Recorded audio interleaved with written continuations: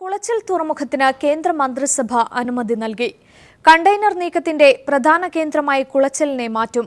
ഇത് വിഴിഞ്ഞം തുറമുഖ പദ്ധതിക്ക് തിരിച്ചടിയായേക്കും. പദ്ധതിക്ക് തത്വത്തിൽ അംഗീകാരം നൽകിയതായി കേന്ദ്രമന്ത്രി രവിശങ്കർ പ്രസാദ് പറഞ്ഞു. कोलाचल के निकट इनायम पोर्ट को बनाने की इनपुट दे दी है. Major port at Enayam near Colachel in Tamil Nadu. ये एक एसपीवी बनेगा with initial equity investment from 3 major ports in Tamil Nadu, that is Chidambaram Port, Chennai Port and Kamaraj Port Limited. And this will, आपको मालूम है कि it is a port which having good draft capacity. तो draft capacity कम, अभी जो port की कमी होने के कारण अधिकांश ट्रांसपोर्टेशन कोलंबो से होता है. तो it will act as a major gateway for Indian cargo which is transshipped outside the country. And it will become a big transshipment hub for global east-west trade. കൂടുതൽ വിവരങ്ങളുമായി സന്തോഷ് ചേരുകയാണ് ദില്ലിയിൽ നിന്നും. സന്തോഷ്, വിഴിഞ്ഞം തുറമുഖത്തിന് വെറും 50 കിലോമീറ്റർ മാത്രം അകലെ മറ്റൊരു തുറമുഖം കൂടി എത്തുന്നു. ഏതൊക്കെ രീതിയിലാകും ഇത് വിഴിഞ്ഞം തുറമുഖത്തിന് തിരിച്ചടിയാകുക? ഇത് കേരളത്തിന്റെ പ്രതീക്ഷകൾക്കേറ്റ കനത്ത ഒരു തിരിച്ചടി തന്നെയല്ലേ?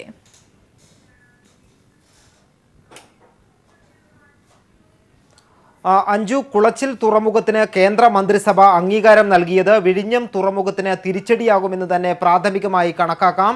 പ്രത്യേകിച്ചും വിഴിഞ്ഞത്തിൻ്റെയും കുളച്ചിൽ തുറമുഖത്തിൻ്റെയും പ്രത്യേകതകൾ സമാനമാണ് എന്നുള്ളതാണ് വിഴിഞ്ഞത്തിന് ഇത് തിരിച്ചടിയാകാനുള്ള പ്രധാനപ്പെട്ട കാര്യം. വിഴിഞ്ഞത്തിൻ്റെ ഏറ്റവും പ്രധാന ആകർഷകങ്ങളായി പറഞ്ഞിരുന്നത് ഒന്ന്, അന്താരാഷ്ട്ര കപ്പൽ ചാലിന് അടുത്തു കിടക്കുന്ന തുറമുഖം എന്നുള്ളതും രണ്ടാമത് തീരത്തോട് ചേർന്നുള്ള സമുദ്രത്തിന് ആഴം കൂടുതലുണ്ട് എന്നുള്ള രണ്ട് കാര്യങ്ങളായിരുന്നു. ഈ രണ്ട് പ്രത്യേകതകൾ ഉള്ളതുകൊണ്ട് തന്നെ ഗൾഫിൽ നിന്നും സിംഗപ്പൂർ ഉൾപ്പെടെയുള്ള രാജ്യങ്ങളിലേക്കുള്ള ചരക്ക് നീക്കം നടത്തുന്ന വലിയ കപ്പലുകൾക്ക് വിഴിഞ്ഞം തുറമുഖത്ത് അടുപ്പിക്കാൻ കഴിയുന്ന സ്ഥിതിവിശേഷമാണ് ഉണ്ടാകാൻ പോകുന്നത്. ഇപ്പോൾ കൊളംബോ തുറമുഖത്തെയാണ് ഇവർ ആശ്രയിക്കുന്നത്. എന്നാൽ ഈ കപ്പലുകൾ വിഴിഞ്ഞത്തേക്ക് വരും എന്നുള്ളതായിരുന്നു പ്രതീക്ഷ. എന്നാൽ കുളച്ചിൽ തുറമുഖം വരുന്നതോടുകൂടി കുളച്ചിൽ തുറമുഖം കൂടുതൽ സൗകര്യങ്ങളോടുകൂടി, അടിസ്ഥാന സൗകര്യങ്ങളോടുകൂടിയാണ് പണി കഴിപ്പിക്കാൻ തീരുമാനിച്ചിട്ടുള്ളത്. അതുകൊണ്ട് തന്നെ വിഴിഞ്ഞത്തേക്ക് വരുന്ന ഈ കപ്പലുകൾ കുളച്ചിൽ തുറമുഖത്തെ ആശ്രയിക്കാനുള്ള സാധ്യതയാണ് കൂടുതൽ കാണുന്നത്. കന്യാകുമാരി എംപിയും അതോടൊപ്പം തന്നെ ഷിപ്പിംഗ് സഹമന്ത്രിയുമായിട്ടുള്ള പൊൻ രാധാകൃഷ്ണന്റെയും മുഖ്യമന്ത്രി ജയലളിതയുടെയും സമ്മർദ്ദത്തിന്റെ ഭാഗമായാണ് കേന്ദ്ര സർക്കാർ കുളച്ചിലിന് ഇപ്പോൾ അംഗീകാരം നൽകിയിരിക്കുന്നത്. രാജ്യസഭയിൽ AIDMKയുടെ പിന്തുണ പ്രതീക്ഷിക്കുന്ന BJP ഈ ഒരു കാര്യത്തിലൂടെ AIDMKയുടെ പിന്തുണ നേടിയെടുക്കാൻ കഴിയും എന്നുള്ളതാണ് BJPയുടെ പ്രതീക്ഷ. അഞ്ജു, ശരി. സന്തോഷാണ് വിവരങ്ങൾ നൽകിയത്. കുളച്ചിൽ തുറമുഖത്തിന് കേന്ദ്രം അംഗീകാരം നൽകിയിരിക്കുന്നു. മറ്റു വാർത്തയിലേക്ക്. രാജ്യ തലസ്ഥാനത്ത് റംസാൻ ദിനത്തോടനുബന്ധിച്ച് വൻ ഭീകരാക്രമണത്തിന് സാധ്യതയുണ്ടെന്ന് ഇന്റലിജൻസ് മുന്നറിയിപ്പ്. ഭീകരർ 3 വാഹനങ്ങളിലായി കശ്മീരിൽ നിന്ന് ഡൽഹിയിലേക്ക് കടന്നെന്ന സൂചനയിൽ ഡൽഹിയിൽ കനത്ത ജാഗ്രതാ നിർദ്ദേശം പുറപ്പെടുവിച്ചു. അതിർത്തിയിലൂടെ നുഴഞ്ഞുകയറിയ ഭീകരർ 3 വാഹനങ്ങളിലായി കാശ്മീരിൽ നിന്ന് ഡൽഹിയിലേക്ക് കടന്നിട്ടുണ്ടെന്നാണ് പഞ്ചാബ് പോലീസ് മുന്നറിയിപ്പ് നൽകിയത്. അത്യാധുനിക ആയുധങ്ങളുമായാണ് പഞ്ചാബ് വഴി ദില്ലിയിലേക്ക് ഭീകരർ കടന്നതെന്നാണ് വിവരം. പഞ്ചാബിൽ നിന്ന് കാണാതായ 3 വാഹനങ്ങൾ ഭീകരർ തട്ടിയെടുത്തതാവാമെന്നാണ് രഹസ്യാന്വേഷണ വിഭാഗം കരുതുന്നത്. ഈ വാഹനങ്ങൾ ഇതുവരെ കണ്ടെത്താനായിട്ടില്ല. നേരത്തെ പഞ്ചാബ് അതിർത്തി വഴി കടന്ന ഭീകരരാണ് പത്താൻകോട്ട് വ്യോമസേനാ താവളത്തിൽ രാത്രി ആക്രമണം നടത്തിയത്. അടുത്തിടെ കാശ്മീർ അതിർത്തി വഴിയുള്ള നുഴഞ്ഞുകയറ്റവും വർദ്ധിച്ചിരുന്നു. ബംഗ്ലാദേശിലെ ഭീകരാക്രമണത്തിന് പിന്നാലെ ഇന്ത്യ ബംഗ്ലാദേശ് അതിർത്തിയിൽ നുഴഞ്ഞുകയറ്റം തടയാൻ അതിർത്തി രക്ഷാസേന നിരീക്ഷണം ശക്തമാക്കിയിരുന്നു. റംസാൻ ദിനത്തോടനുബന്ധിച്ച് രാജ്യതലസ്ഥാനത്ത് ആക്രമണത്തിന് ഭീകരർ ലക്ഷ്യമിടുന്നതായാണ് സൂചന. മുന്നറിയിപ്പിന്റെ പശ്ചാത്തലത്തിൽ തലസ്ഥാനത്ത് സുരക്ഷ കർശനമാക്കി. News bureau, Delhi. 19 പുതിയ മന്ത്രിമാരെ ഉൾപ്പെടുത്തിയും 5 പേരെ പുറത്താക്കിയും കേന്ദ്ര മന്ത്രിസഭ പുനഃസംഘടിപ്പിച്ചു. അടുത്ത വർഷം നിയമസഭാ തെരഞ്ഞെടുപ്പ് നടക്കാനിരിക്കുന്ന ഉത്തർപ്രദേശിൽ നിന്നും 3 മന്ത്രിമാരാണ് സത്യപ്രതിജ്ഞ ചെയ്ത് അധികാരമേറ്റത്. കേന്ദ്ര വനം പരിസ്ഥിതി മന്ത്രി പ്രകാശ് ജാവ്ദേക്കറിന് ക്യാബിനറ്റ് പദവി ലഭിച്ചു. രാഷ്ട്രപതി ഭവനിൽ നടന്ന സത്യപ്രതിജ്ഞാ ചടങ്ങിൽ രാഷ്ട്രപതി പ്രണബ് മുഖർജി പുതിയ മന്ത്രിമാർക്ക് സത്യവാചകം ചൊല്ലിക്കൊടുത്തു. ക്യാബിനറ്റ് പദവിയിലേക്ക് ഉയർന്ന വനം പരിസ്ഥിതി മന്ത്രി പ്രകാശ് ജാവ്ദേക്കറാണ് ആദ്യം സത്യപ്രതിജ്ഞ ചെയ്തത്. അടുത്ത വർഷം നിയമസഭാ തിരഞ്ഞെടുപ്പ് നടക്കാനിരിക്കുന്ന ഉത്തർപ്രദേശിൽ നിന്നുള്ള 3 പേർക്കാണ് മന്ത്രിസഭയിൽ ഇടം ലഭിച്ചത്. അപ്നാദൾ നേതാവ് അനുപ്രിയ പട്ടേൽ, MN പാണ്ഡെ, കൃഷ്ണ രാജ് എന്നിവരാണ് സത്യപ്രതിജ്ഞ ചെയ്തത്. രാജസ്ഥാനിൽ നിന്നുമാണ് കൂടുതൽ പുതിയ മന്ത്രിമാർ. ലോക്സഭാ ചീഫ് വിപ്പായ അർജുൻ റാം മെഗ്വാൾ, PP ചൗധരി, രാജ്യസഭാംഗവും BJP ദില്ലി ഘടകം മുൻ അധ്യക്ഷനുമായ വിജയ് ഗോയൽ, CR ചൗധരി എന്നിവരാണ് രാജസ്ഥാനിൽ നിന്നുള്ള പുതിയ മന്ത്രിമാർ. ഗുജറാത്തിൽ നിന്നും രാജ്യസഭാംഗവും സംസ്ഥാന മന്ത്രിയുമായിരുന്ന പുരുഷോത്തം രൂപാല, രാജ്യസഭാംഗം മൻസൂങ് മാണ്ഡവിയ, ലോക്സഭാംഗം ജസ്വന്ത് സിംഗ് ബാബോർ എന്നിങ്ങനെ 3 മന്ത്രിമാർക്ക് ഇടം ലഭിച്ചു. മധ്യപ്രദേശിൽ നിന്നും രാജ്യസഭാംഗം അനിൽ മാധവ് ദാവെ, വാജ്പേയി മന്ത്രിസഭയിൽ അംഗമായിരുന്ന ഫഗ്ഗാൻ സിംഗ് കുൽസ്തെ എന്നിവരാണ് പുതിയ മന്ത്രിമാർ. മഹാരാഷ്ട്രയിൽ നിന്നും സുഭാഷ് ബാംറെ, രാംദാസ് അത്തേവാല എന്നിവരാണ് സത്യപ്രതിജ്ഞ ചെയ്തത്. കർണാടകയിലെ ബിജാപൂരിൽ നിന്നുള്ള ലോക്സഭാംഗം രമേശ് ജിഗജിനാഗി, അസമിൽ നിന്നുള്ള ലോക്സഭാംഗം രാജൻ ഗോയൽ, പശ്ചിമ ബംഗാളിലെ ഡാർജിലിംഗിൽ നിന്നുള്ള ലോക്സഭാംഗം SS അലുവാലിയ എന്നിവരും മന്ത്രിസഭയിൽ ഇടം പിടിച്ചു. ജാർഖണ്ഡിൽ നിന്നുള്ള രാജ്യസഭാംഗവും BJP വക്താവുമായ MJ അക്ബറിനും മന്ത്രിസ്ഥാനം ലഭിച്ചു. അതേസമയം 5 പേർക്ക് പുനഃസംഘടനയിൽ മന്ത്രിസ്ഥാനം നഷ്ടമായി. സഹമന്ത്രിമാരായ RS കത്താരിയ, മൻസൂഖ് ഭായ് വാസവ, MK കുന്താരിയ, നിഹാൽ ചന്ദ്, സൻവർലാൽ ജാട്ട് എന്നിവരെയാണ് ഒഴിവാക്കിയത്. പുതിയ മന്ത്രിമാരിൽ 5 പേർ പട്ടികജാതി വിഭാഗത്തിൽ നിന്നും 2 പേർ പട്ടികവർഗ വിഭാഗക്കാരുമാണ്. നരേന്ദ്രമോദി സർക്കാരിന്റെ 2ാമത് മന്ത്രിസഭാ പുനഃസംഘടനയിൽ ഉത്തർപ്രദേശ് വോട്ട് ബാങ്ക് ലക്ഷ്യം വെച്ചുള്ള ജാതി സമുദായ സമവാക്യങ്ങൾ പാലിച്ചാണ് പുതിയ മന്ത്രിമാരെ ഉൾപ്പെടുത്തിയിരിക്കുന്നത്. പുനഃസംഘടന നിയമസഭാ തിരഞ്ഞെടുപ്പ് തന്ത്രമായി മാറിയെന്ന ചർച്ച ഒഴിവാക്കാനാണ് പഞ്ചാബിൽ നിന്നും ആരെയും ഉൾപ്പെടുത്താത്തത് എന്നും വിലയിരുത്തപ്പെടുന്നു. ദില്ലിയിൽ നിന്നും M സന്തോഷ്. ഐസ്ക്രീം പാർലർ കേസിലെ സുപ്രീം കോടതിയിൽ നിന്നുള്ള വിധി നിർഭാഗ്യകരമെന്ന് VS അച്യുതാനന്ദൻ. രാഷ്ട്രീയ പ്രേരിതമാണ് തന്റെ ഹർജിയെന്ന് കോടതി പറയരുതായിരുന്നുവെന്നും VS പറഞ്ഞു. നിർഭാഗ്യവതികളായ യുവതികളെ ഉപയോഗിക്കുന്നവർക്കെതിരായ ശക്തമായ ശബ്ദമാണ് തന്റേതെന്നും VS വ്യക്തമാക്കി. MK ദാമോദരൻ ലോട്ടറി കേസിൽ ഹാജരായത് വിവാദമായല്ലോ എന്ന ചോദ്യത്തിന് അതെ എന്നും VS മറുപടി നൽകി.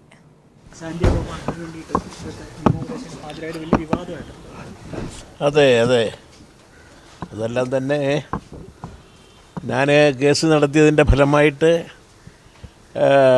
സാന്റിയാഗോ മാർട്ടിൻ കൊള്ളയടിച്ചുകൊണ്ട് പോയിരുന്ന അതെല്ലാം തന്നെ അവസാനിപ്പിച്ചവനെ ഇവിടുന്ന് കടത്താൻ കഴിഞ്ഞു. അതെ, ഐസ്ക്രീം കേസിലെ സ്ഥിതി നിങ്ങൾക്കറിയാമല്ലോ.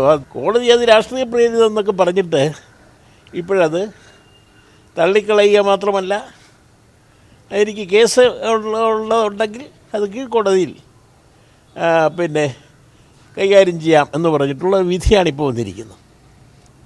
അതേപ്പറ്റി ഒന്നും കോടതി പരാമർശിക്കാതെ രാഷ്ട്രീയ പ്രേരിതമായിട്ടുള്ള പ്രശ്നം കൈകാര്യം ചെയ്യാൻ കോടതി അനുവദിക്കരുതെന്ന് പറഞ്ഞ് ഉള്ളൊരു വിധിയാണ് ഉണ്ടായിരിക്കുന്നത്. വളരെ നിർഭാഗ്യകരമായി പോയത്. സർക്കാർ അഭിഭാഷകൻ വേണ്ട രീതിയിൽ നിലപാട് ബോധിപ്പിച്ചിട്ടില്ല എന്നാണ് വേറൊരു വിമർശനം. അതേക്കുറിച്ച് എങ്ങനെയാണ്? പറഞ്ഞല്ലോ, അതൊക്കെ നിർഭാഗ്യകരമായി പോയി. ക്രിസ്ത്യൻ പള്ളിക്കോടതികൾ വഴി നടത്തുന്ന വിവാഹമോചനത്തിന് നിയമസാധുതയില്ലെന്ന് സുപ്രീം കോടതി. പള്ളികൾ വഴി വിവാഹമോചനം നേടിയ ശേഷം പുനർവിവാഹം കഴിക്കുന്നത് ക്രിമിനൽ കുറ്റമായി കണക്കാക്കുമെന്നും കോടതി അറിയിച്ചു. സിവിൽ കോടതിയിൽ നിന്നാണ് വിവാഹമോചനം നേടേണ്ടതെന്നും ചീഫ് ജസ്റ്റിസ് അധ്യക്ഷനായ ബെഞ്ച് വ്യക്തമാക്കി. കർണാടകയിലെ കാത്തോലിക് അസോസിയേഷൻ മുൻ പ്രതിനിധി നൽകിയ പൊതുതാൽപര്യ ഹർജി പരിഗണിക്കവെയാണ് സഭാകോടതി നൽകുന്ന വിവാഹമോചനത്തിന് നിയമസാധുതയില്ലെന്ന് സുപ്രീം കോടതി വ്യക്തമാക്കിയത്. പള്ളിക്കോടതികൾ വഴി നടത്തുന്ന വിവാഹമോചനം നിയമപരമായി നിലനിൽക്കുന്നതല്ലെന്നും ഇത്തരത്തിൽ വിവാഹമോചനം നേടിയ ശേഷം പുനർവിവാഹം കഴിക്കുന്നത് ക്രിമിനൽ കുറ്റമായി കണക്കാക്കുമെന്നും കോടതി അറിയിച്ചു. Chief justice TS Thakur, justice DY Chandrachud എന്നിവരുടേതടങ്ങിയ ബെഞ്ചിന്റേതാണ് സുപ്രധാന നിരീക്ഷണം. ഹർജിക്കാരനു വേണ്ടി മുൻ അറ്റോർണി ജനറലും അഭിഭാഷകനുമായ സോളി സൊറാബ്ജിയാണ് ഹാജരായത്. മുസ്ലിം മതവിശ്വാസികൾക്ക് തലാഖ് ചൊല്ലിയുള്ള വിവാഹമോചന രീതി നിയമപരമായതുപോലെ ക്രിസ്ത്യൻ മതവിശ്വാസികൾക്ക് പള്ളി വഴി വിവാഹമോചനം നടത്തുന്നത് എങ്ങനെ കുറ്റകരമാകുമെന്ന് ഹർജിക്കാർ വാദിച്ചു. മുസ്ലിം വ്യക്തി നിയമം അംഗീകരിക്കുന്ന പോലെ ഇന്ത്യക്കാരായ ക്രിസ്ത്യൻ വിശ്വാസികളുടെ വിവാഹത്തിന് കാനോൺ നിയമം അംഗീകരിക്കണമെന്നും പൊതുതാൽപര്യ ഹർജിയിൽ ആവശ്യപ്പെട്ടു. എന്നാൽ കേന്ദ്ര സർക്കാർ ഹർജിക്കാർ ഉന്നയിച്ച വാദങ്ങളെല്ലാം എതിർത്തു. ഇന്ത്യൻ മാരേജ് ആക്ട് പ്രകാരമുള്ള വിവാഹമോചനത്തിന് മാത്രമേ അംഗീകാരമുള്ളൂവെന്നും കോടതി വ്യക്തമാക്കി. കൂടുതൽ വാദം കേൾക്കുന്നതിനായി കേസ് ഉടനെ പരിഗണിക്കുമെന്നും കോടതി അറിയിച്ചു. News bureau, Delhi. വിശുദ്ധിയുടെ പുണ്യം തേടി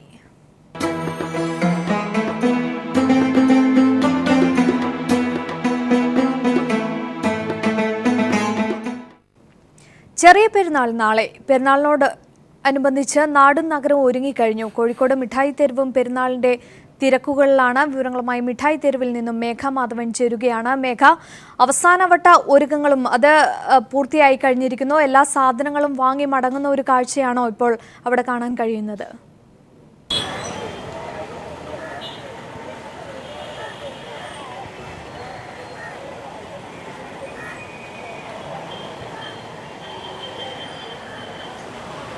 നാളെയാണ് പെരുന്നാൾ. ഏകദേശം സന്ധ്യ ആയിരിക്കുന്നു. നോമ്പ് തുറക്കേണ്ട സമയമാണ് ഇപ്പോൾ. അതുകൊണ്ട് തന്നെ ഞാനിപ്പോൾ നിൽക്കുന്നത് കോഴിക്കോടിൻ്റെ ഹൃദയഭാഗത്ത് സ്ഥിതി ചെയ്യുന്ന മിഠായി തെരുവിലാണ്. അതുകൊണ്ട് തന്നെ ഇവിടെ തിരക്കൊക്കെ കുറഞ്ഞു എന്ന് തന്നെ വേണം പറയാൻ. അവസാനത്തെ നോമ്പുതുറയാണ്. അതുകൊണ്ട് തന്നെ ഇസ്ലാം മത വിശ്വാസികളൊക്കെ തന്നെ എത്രയും പെട്ടെന്ന് വീട്ടിൽ എത്തുക എന്നൊരു ഉദ്ദേശത്തോടു കൂടി വീടുകളിൽ എത്തിച്ചേർന്നിരിക്കുന്ന ഒരു സമയം കൂടിയാണത്. നേരത്തെ സമയങ്ങളിലൊക്കെ ഉച്ച മുതൽ തന്നെ വലിയൊരു തിരക്കാണ് മിഠായി തെരുവിൽ അനുഭവപ്പെട്ടത്. എല്ലാ സാധനങ്ങളും നമുക്കറിയാം, പെരുന്നാളിനെ വരവേൽക്കാൻ വേണ്ടി ഇസ്ലാം മത വിശ്വാസികളൊക്കെ തന്നെ പുതിയ വസ്ത്രങ്ങൾ, പുതിയ ചെരുപ്പ്, അങ്ങനെ പുതിയ സാധനങ്ങളൊക്കെ അണിഞ്ഞുകൊണ്ടാണ് അവർ പെരുന്നാളിനെ വരവേൽക്കുക. അതുകൊണ്ട് തന്നെ വലിയൊരു ജനത്തിരക്കാണ് കോഴിക്കോടിൻ്റെ വ്യാവസായിക കേന്ദ്രം ആയ മിഠായി തെരുവിൽ നേരത്തെ അനുഭവപ്പെട്ടത്. അത് ഗതാഗത കുരുക്ക് വരെ നഗരത്തിൽ ഉണ്ടാക്കി. വാഹനങ്ങൾ റോഡിൻ്റെ സൈഡിലൊക്കെ പാർക്ക് ചെയ്തത് ഏറെ നേരം ഗതാഗത തടസ്സത്തിനൊക്കെ കാരണമായി. ഒപ്പം തന്നെ വഴിയോര കച്ചവടക്കാരും വളരെ സജീവമാണ് എന്ന് തന്നെ പറയേണ്ടിയിരിക്കുന്നു. ആളുകൾ സാധനങ്ങൾ വാങ്ങാനുള്ള ഒഴുക്കിൽ തന്നെയാണ് മിഠായി തെരുവിലേക്ക് ഒഴുകിയെത്തുന്ന ആ കാഴ്ചയാണ് നമ്മൾ കണ്ടത്. ഇപ്പോൾ ഏകദേശം സമയം 6 മണി കഴിഞ്ഞിരിക്കുന്നു. അതുകൊണ്ട് തന്നെ അവസാന നോമ്പു തുറക്കായി എല്ലാവരും വീടുകളിലേക്ക് എത്തിച്ചേരുകയാണ്. നമുക്കറിയാം 30 ദിവസത്തെ വ്രതാനുഷ്ഠാനത്തിന് ശേഷം വന്നെത്തുന്ന ഒരു പെരുന്നാൾ എന്ന പ്രത്യേകതയും ഇത്തവണത്തെ പെരുന്നാളിലുണ്ട്. അതുകൊണ്ട് തന്നെ എല്ലാ തരത്തിലും ഉഷാറാക്കാനുള്ള. ശരി, മേഘ മാധവനാണ് വിവരങ്ങൾ നൽകിയത്. നാളെ ചെറിയ പെരുന്നാളാണ്. അതിന്റെ അവസാനവട്ട ഒരുക്കത്തിലാണ് വിശ്വാസികൾ. മറ്റു വാർത്തയിലേക്ക്. വ്യാഴത്തിന്റെ രഹസ്യങ്ങൾ കണ്ടെത്താൻ നാസ വിക്ഷേപിച്ച ജൂണോ പേടകം വ്യാഴത്തിന്റെ ഭ്രമണപഥത്തിൽ. രാവിലെ 9-ന് ശേഷമായിരുന്നു ചരിത്ര നിമിഷം. ചരിത്രത്തിലെ ഏറ്റവും വലിയ ബഹിരാകാശ ദൗത്യങ്ങളിലൊന്നാണ് ഇതെന്ന് നാസ അറിയിച്ചു. $113 കോടി ചെലവിട്ട പേടകം 5 വർഷം മുൻപാണ് നാസ വിക്ഷേപിച്ചത്. കോഴിക്കോട് ജില്ലയിൽ ഡിഫ്തീരിയ പടർന്നു പിടിക്കുന്ന സാഹചര്യത്തിൽ ഡിഫ്തീരിയ റിപ്പോർട്ട് ചെയ്ത സ്ഥലങ്ങളിലുള്ളവർക്ക് പ്രതിരോധ കുത്തിവയ്പ് നൽകാനും ബോധവൽക്കരണ പരിപാടികൾ നടത്താനും ആരോഗ്യവകുപ്പ് തീരുമാനിച്ചു. 1 മാസത്തിനിടെ ജില്ലയിൽ 23 പേർക്ക് ഡിഫ്തീരിയ റിപ്പോർട്ട് ചെയ്യുകയും 2 പേർ മരിക്കുകയും ചെയ്തിരുന്നു. ജില്ലയിൽ ഡിഫ്തീരിയ പടർന്നു പിടിക്കുന്ന സാഹചര്യത്തിൽ കോഴിക്കോട് മെഡിക്കൽ കോളേജ് ആശുപത്രിയിൽ ചേർന്ന റാപ്പിഡ് റെസ്പോൺസ് ടീമിന്റെ അടിയന്തര യോഗത്തിലാണ് തീരുമാനങ്ങളെടുത്തത്. ഡിഫ്തീരിയ റിപ്പോർട്ട് ചെയ്ത സ്ഥലങ്ങളിലും പരിസര പ്രദേശങ്ങളിലും 7 വയസ്സ് മുതൽ 64 വയസ്സ് വരെയുള്ളവർക്ക് പ്രതിരോധ കുത്തിവയ്പ് എടുക്കും. പ്രതിരോധ കുത്തിവയ്പ്പാണ് രോഗത്തിന് ഏക പ്രതിവിധി. പ്രതിരോധ മരുന്നുകൾ ജില്ലയിൽ ആവശ്യത്തിന് സ്റ്റോക്കുണ്ട്. Medical college principal P Sasidharan. Contact വരുന്ന എല്ലാ ആളുകളും നമ്മൾ വാക്സിനേറ്റ് ചെയ്യണം. TD വാക്സിനാണ് അത്. 7 വയസ്സിന് ശേഷം 64 വയസ്സ് വരെ വാക്സിനേഷൻ കൊടുക്കും. അപ്പോൾ അതൊന്ന് ഞങ്ങൾ ഇവിടെ ചെയ്യും. കോഴിക്കോട് ജില്ലയിൽ 1 മാസത്തിനിടെ 23 പേർക്കാണ് ഡിഫ്തീരിയ സ്ഥിരീകരിച്ചത്. കഴിഞ്ഞ ദിവസം ഫറോക്ക് താലൂക്ക് ആശുപത്രിയിലെ വനിതാ ഡോക്ടർ ഉൾപ്പെടെ 3 പേർക്ക് രോഗം കണ്ടെത്തിയിരുന്നു. പ്രതിരോധ പ്രവർത്തനങ്ങൾക്കിടെ ഡോക്ടർക്ക് ഡിഫ്തീരിയ പിടിപെട്ടുവെന്നാണ് സംശയിക്കുന്നത്. ഈ സാഹചര്യത്തിൽ ആരോഗ്യവകുപ്പ് ജീവനക്കാർക്കും ഡോക്ടർമാർക്കും കുത്തിവയ്പ്പെടുക്കാനും തീരുമാനിച്ചിട്ടുണ്ട്. 3 പ്രാഥമികാരോഗ്യ കേന്ദ്രങ്ങളിൽ നിന്ന് ലഭിച്ച ഫീൽഡ് റിപ്പോർട്ട് ആരോഗ്യവകുപ്പ് ഡയറക്ടറേറ്റിന് കൈമാറിയിട്ടുണ്ട്. മലപ്പുറം ജില്ലയിൽ ഉൾപ്പെടെ ചില മതസംഘടനകൾ പ്രതിരോധ കുത്തിവയ്പ്പുകൾക്കെതിരെ നിൽക്കുന്നതിനാൽ ബോധവൽക്കരണ പരിപാടികൾ കൂടുതൽ ഊർജിതമാക്കും. News bureau, Kozhikode.